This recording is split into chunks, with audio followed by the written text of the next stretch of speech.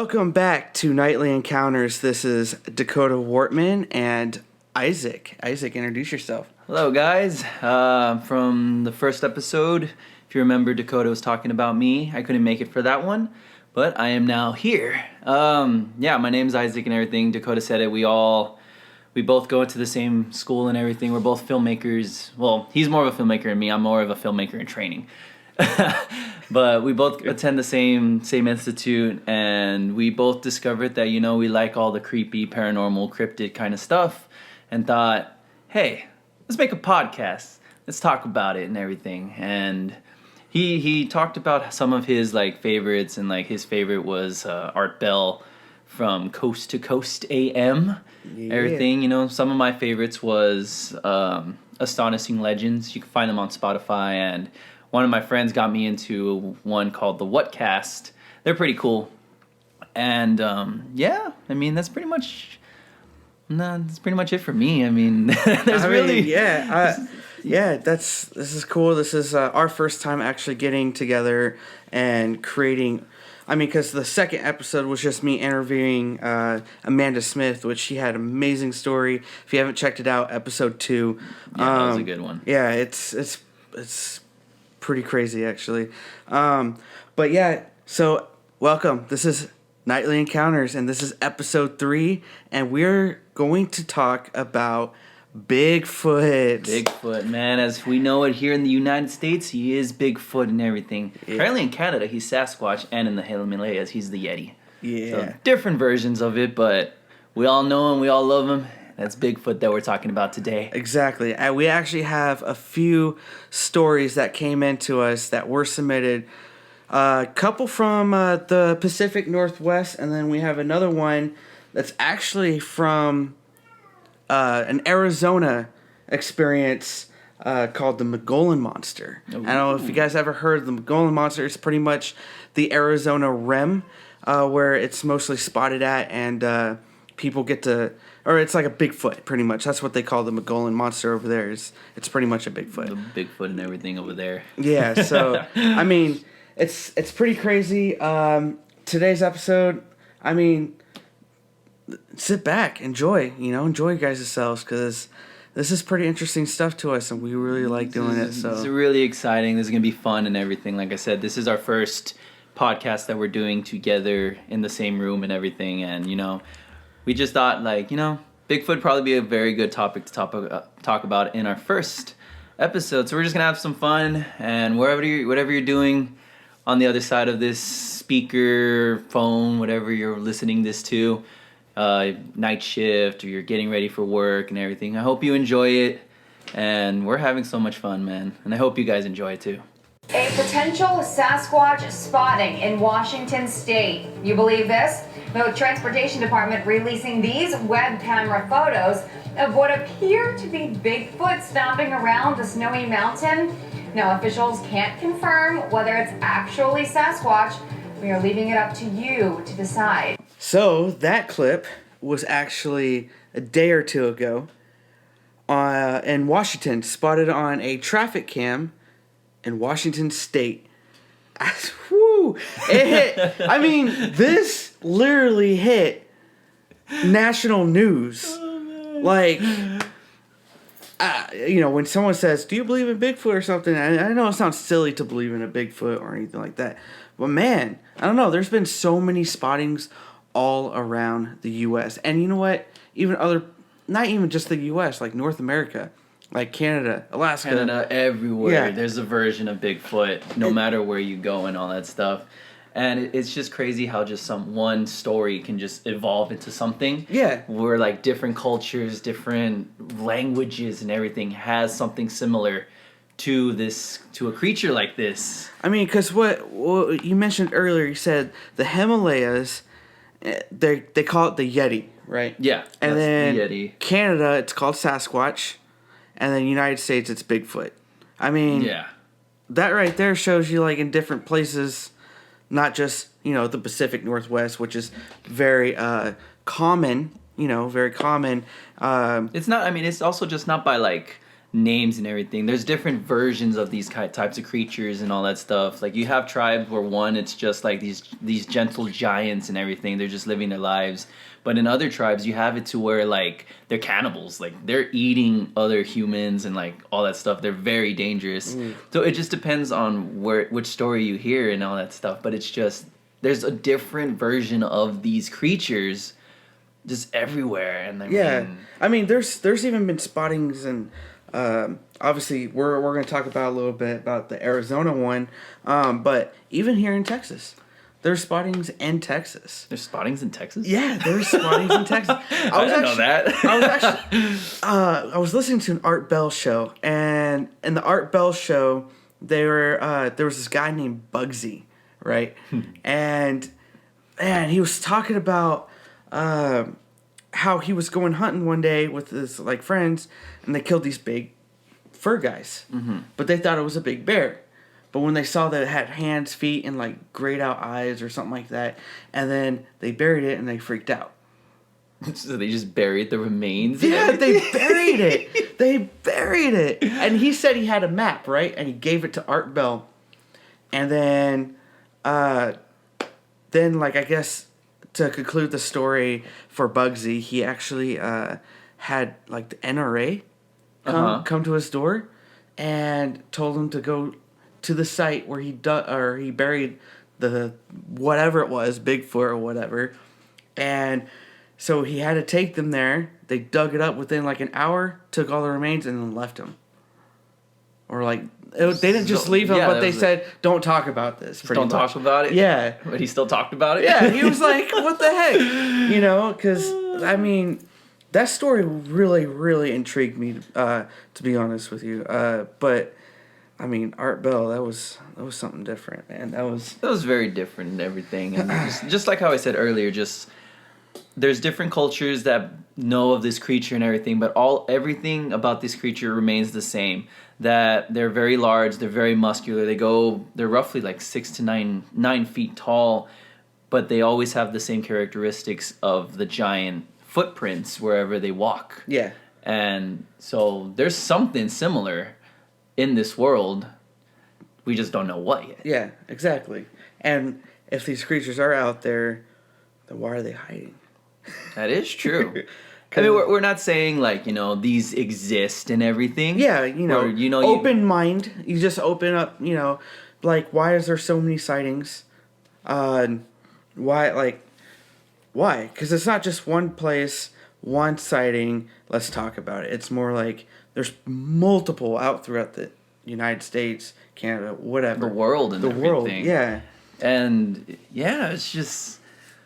Yeah, it's just man, it's just crazy. Yeah, right. Yeah, but we just don't want to know what they are. I mean, to me, it's more of just like, why are they here, and what are they? Yeah, because it's just like along the lines of like these. I don't know. To me, these have to be very intelligent to survive out in the wilderness. And also not be detected as much. Yeah. And it's just like, are these myth? Are these people in costumes? Like, that's what I want to know. Yeah. Like, or it could be government experience. It could be a government experiment for all we know. They just let out loose by accident. Or maybe it's smart enough that it let itself out. Yeah, that's true. Maybe it's like a superhuman being. I mean, who knows? Who knows? And we know that these stories are being told for decades and all that stuff, that these things exist. And, well, who knows? Maybe one day we'll actually get to the bottom of this. Yeah. But I think it's more fun to just know, like, they're out there. Yeah. And we don't know what they are. And for you guys, I mean, I got 3 stories within like two days. That story was very funny. For Bigfoot, I got 3 personal stories that people have encountered themselves, and it kind of blew my mind because I asked for ghost stories at first. I got no ghost stories besides the Ouija haunting that Amanda Smith came on the show for, but I got more Bigfoot stories. Like, what? I just remember you were all like, I'm going to see if there's going to be anybody who can send any Bigfoot stories. I was like, all right. And then like, an hour or two later, he's like, I got 3. I was like, dude, that's dope. I was like, man, that's crazy. But you know what? Let's get into this. I'm going to read. I have permission to say his last name. This was submitted by Wallie Luna. This story right here. Wallie Luna was actually an investigator himself. He was my dad's best friend growing up in high school. He lived out in Las Vegas. Excuse me. I know, right? It's the cedar going on right now. The cedar's still killing me, man. The rain's not helping either. Right? No, it's just going to spread it all over the place. Anyways, well, we're going to get into this story by Wallie Luna. It's called the Mogollon Monster. I mentioned earlier, the Mogollon Monster is the Bigfoot version in the Arizona Rim. The Mogollon Monster by Wallie Luna. This was sent in, actually, August 12th, 2019. It was a little late. It took me a long time to start this podcast, but we're here, so. All right, the story. We first heard of Mitchell on the news. We contacted him, and we told him we wanted to investigate the Mogollon Monster. Myself and Todd met him first. The rest of our investigation group was coming to meet us the next day. He was very happy to show us around and tell us about all his encounters with Bigfoot. When we got there, we got a big surprise. We found out that Bigfoot creatures were not the only strange things happening on the Mogollon Rim Mountains. People have reported UFOs flying over the mountains, strange ghost lights coming from the woods, and people disappearing. When we found this out, we went ahead and contacted our group to tell them our campsite location and the rest of the good news. We were thinking this was going to be a great place to investigate, but we found out we could not get any cell phone reception on the mountain. So we would have to drive about 1 or 2 miles down the road to make a call. When we found a clearing, Todd made a call to the group and told everyone where to meet us. I was just taking photos of the landscape because it was really cool to be out of Las Vegas. We went to the base camp, started to make our tent, and cut firewood for later that night. First thing Mitchell wanted to show us is one of his favorite places to look for Bigfoot. Come to find out, he was growing apple trees on the mountains.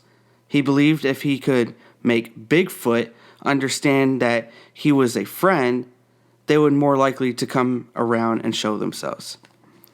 Sorry, I do not remember the area Mitchell took us to, but it was near a small river where he was planting the apple trees. Mitchell wanted to care for his apple trees, so he waited for us by the truck. He told us to walk up this mountain trail. Todd and I went walking up the trail and found what looked like an old mine track, or it looked like someone used to mine in the area. We were almost to the top of a hill.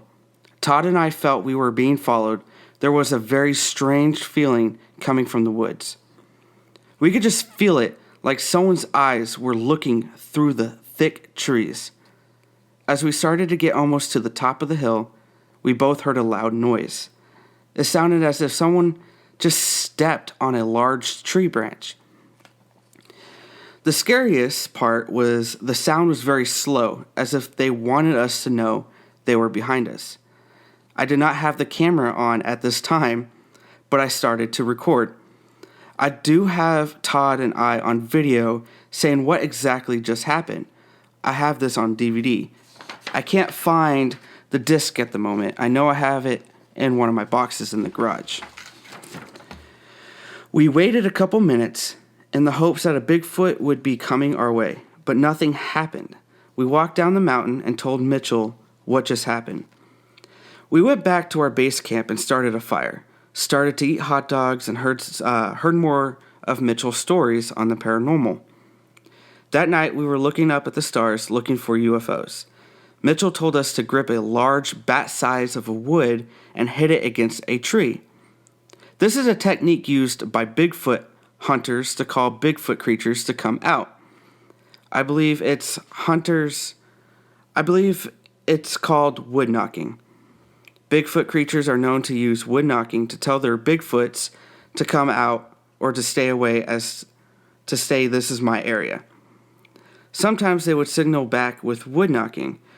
We stay up till almost midnight. Nothing happened, but later that night, Todd was still up, and he saw small lights coming from the woods around about 60 feet away. He woke me up. I saw them, but some reason all I wanted to do is go back to sleep. I went back to sleep like it was normal. To this day, I don't know why. I don't know why I would do that. Todd was very surprised. He believed we would get our cameras and get closer. The next morning, Todd told me he stayed up and went to the truck to get some food, and he saw the same lights coming from a different location, and he was very spooked by this. So actually, it's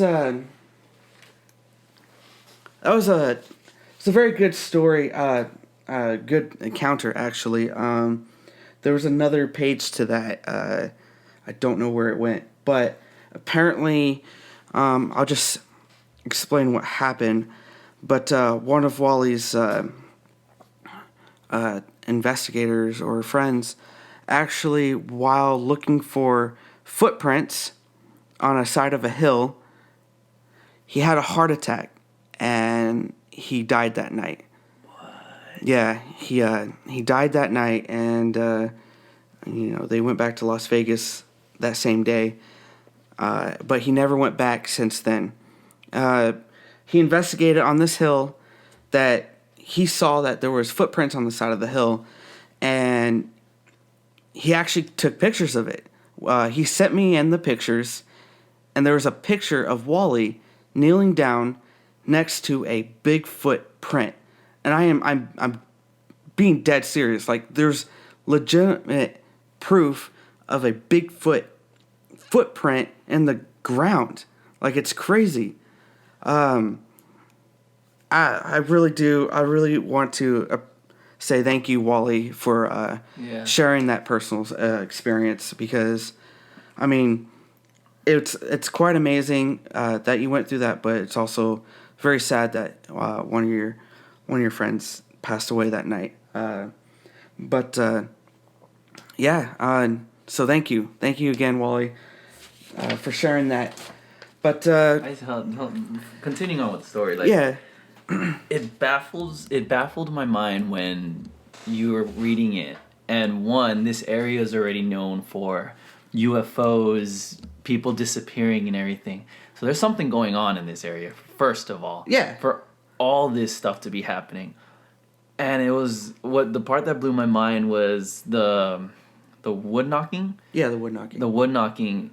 And I was like, that is cool, because that's their way of communicating with each other. Yeah. How you said that's how they tell each other, like, that's my territory, don't go. And then they respond back to that. I was like, dude, like, I'd never heard of that. I've never heard of that. So that's very fascinating. But, like, the fact that these creatures are that intelligent. Yeah. That, it's maybe like a form of Morse code or something like that. Like, hey, don't come to this area because this is my area. Yeah.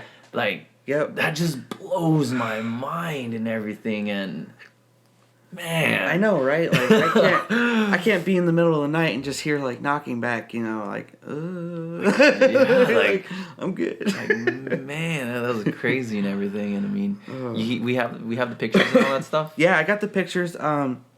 I'm actually currently building our website. Our website, I don't know when it will be up, but I got all the tools for it. So I'll let you guys know when we actually submit all the pictures that we have for that story, because that story was phenomenal. And I really, again, I'm gonna say it like for the 5th time. Thank you, Wally, for submitting that. So what do you think, like, about that area? Like, I've never heard of the Mogollon monster.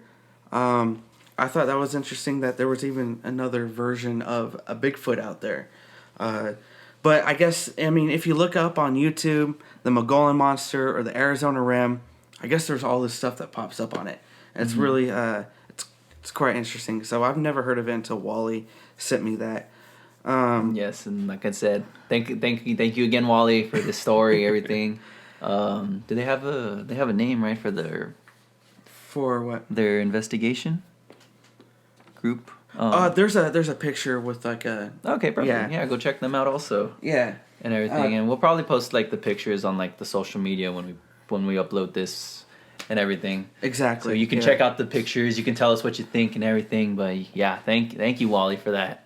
That story, man, like that's crazy. Yeah. Well. All right. Let's. We have 2 more stories, so go for it. Cool. All right, I will. So the story comes from Jordan, and he is from Oregon. It was sent to us on January 14th of this year, 2020. All I saw was a big human-shaped shadow in a ditch off to the side of the road at night. So I turned the wheel quick to shine the headlights on it, and it was gone. A buddy with me had saw it too, so we both got out to investigate and found big footprints in the mud. But the mud was sloppy, so it could have been boot prints. The brush was pushed over like a bear just went through, and there was a pungent, musty odor lingering. The ditch it was in was at least 3 feet deep, plus you lose a foot from the mud, and the shadow was about 5 feet high when leveled with the road. So this thing was about 7 to 8 feet tall. Bears get that tall when they stand on their hind legs, so it could have been a black bear, but the smell it made me so curious because I have been through the forest here in Oregon many times, and never have I ever smelled something so foul, that it just lingered the way it did. So was it Bigfoot? Just maybe. Awesome. Thank you, Jordan from Oregon, who sent us that. That's a... What do you think it was? Do you think that could have been a bear? I don't know. I mean, could bears smell like that? I've never smelled a bear. I mean, that is true. that is very true.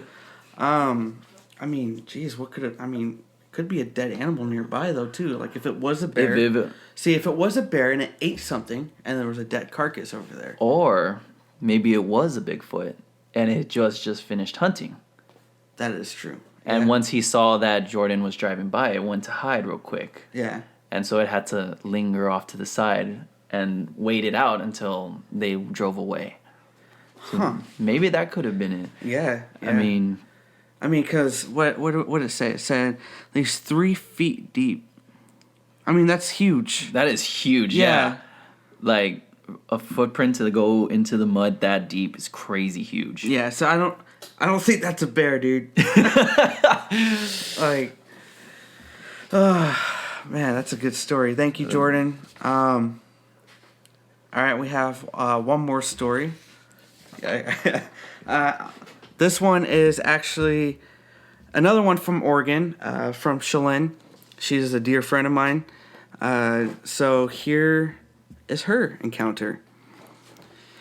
When I was younger, I lived 7 miles out of town. I also lived in one of the greenest states, Oregon, so there were trees just surrounding the area that I lived. Though lucky for me, the main road was right in front of my house. So I had to go no further than the end of my driveway to catch the school bus. So one morning, just like every school day morning was, I was waiting for the bus. I was standing there looking around at my surroundings, bored. To my right, past the yard, there was the bottom of a small mountain, and big trees covered it.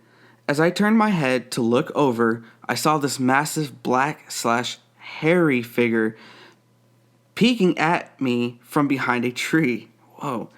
I wasn't planning on looking that way for long, and I was already moving my head to look forward. And it clicked that I saw this massive shape. I quickly looked back, and it was gone. I had only turned my head for a second, and in the blink of an eye, this massive figure was gone. I've seen bears, they don't move like that. I would have heard it rustling back up the mountain if it were.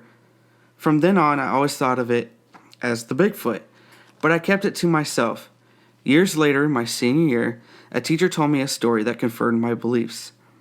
On the last day of high school, period, my government teacher told the class a secret. The secret being was that he believed in Bigfoot. Some people giggled, some people could care less, but my interest was piqued. He told us that the way Bigfoot creatures communicate is by knocking on trees. They can communicate in almost Morse code, like knocks. Bam, right there. Right there. Yep. Oh. He mentioned that one time he went way out in the North Fork Road. North Fork, where I lived. I was even more eager to hear the rest of this story. Continuing, he mentioned he was out to go hunting, and while hunting and waiting, he started hearing noises around him. Thinking it was animals, he wasn't too bothered by it. But then the knocking started. Not like wood pecking from a bird, but loud, distant knocking from something strong. And then he heard more. Soon he said he felt as if he was surrounded by these knocking vibrations through the forest. He quickly picked up and left as soon as possible. He wasn't going to hang around. He always believed in Bigfoot before, but this convinced him otherwise. It might not be the most compelling story, but when you experience certain things, deep down you know, even when logic tries to get in the way. Thank you, Shalyn. Oh my God, Yes. it's awesome. I mean, like I said before, we're into this whole paranormal stuff, and like we talk about like, you know, what it would be like to like investigate ghosts, but thinking about it, we've never really talked about like investigating actual creatures. Yeah. So we don't know what that feeling is, like what a feeling of Bigfoot is, or like other creatures we might talk about later in the future. But man, like this is getting me hyped. Like, like man, this is, oh my God. Like I'm just lost for words. Like I'm smiling through all these stories, like hearing these personal experiences, because we've never experienced something like this before. No, not like that. And no. this is what the one thing that I like is that we're hearing other people's stories from other states, other cities, and all that stuff. And it's the oldest form of storytelling. You're telling a story to somebody to hear. Yep. And they are telling their stories of what they heard. And if you think about it, a lot of these stories, they're obviously extremely different, but there are similarities to all of these stories. The same, yes. Yeah. That's why I freaked out when he said Morse code, because like that goes back to the first story where they knocked on the tree, because that's what you do. That's exactly. how they talk to each other. Yeah. And we discussed that, how what if it's Morse code? They talk to each other, and it just goes full circle. These are two different states that we're in. And man, this is so exciting. Like, like you don't understand. Wow. Yeah, I mean, because, like, I don't know, like, from Arizona to Oregon, and then, you know, I've heard it. I don't know if you guys have ever heard the Art Bell Show with Bugsy, but, I mean, there's Texas. So there's Texas, Arizona, and Oregon, and obviously Washington State. You know, how you see how spread it out they are. Well, besides Oregon and Washington State. But yet, they're still, you know what I mean? Yeah. But, like, it's crazy to think that, like, even in Arizona, you know? Yeah. Like, man. Yeah. Like, that teacher he made me a believer. I mean, I'm a believer, but, like, just to hear all that stuff is crazy. And, I mean, it's not just us, what we think. We also want to get your feedback on it. Leave us messages or comments on the whatever platform you're listening to. Facebook, Twitter, Instagram. Like, you guys get involved with this too. Like, you hear these stories and tell us what you think. Also, you're hearing other people's stories, but also if you have your own encounter that you guys would like to share, please submit it to us, because this is, I mean, you're kind of, this is amazing. You know, this is amazing to see what people actually go through or have experienced them own selves. And then you're almost like learning. You're like learning from other people exactly what's out there, you know? So, I mean... Man, these stories are great, man. Like, these are really good stories, and just, we want to, like we said, we want to hear your input, everything, what you believed in, what you thought the stories, what could have been. or like maybe your own theory of what each story had. And just, we want to hear from you, man. Like, yeah. Well, I guess that concludes our episode today. Do you have anything else to say? Thank you to our first 3 Bigfoot stories for this episode, man. We really do appreciate all that. Like, this is, we'll appreciate it. We're gonna give out one more shout out. All right, Wallie Luna, thank you so much for sending us that story. Jordan from Oregon, thank you, and we appreciate that. And then Shalyn, obviously, you're my homie since like forever.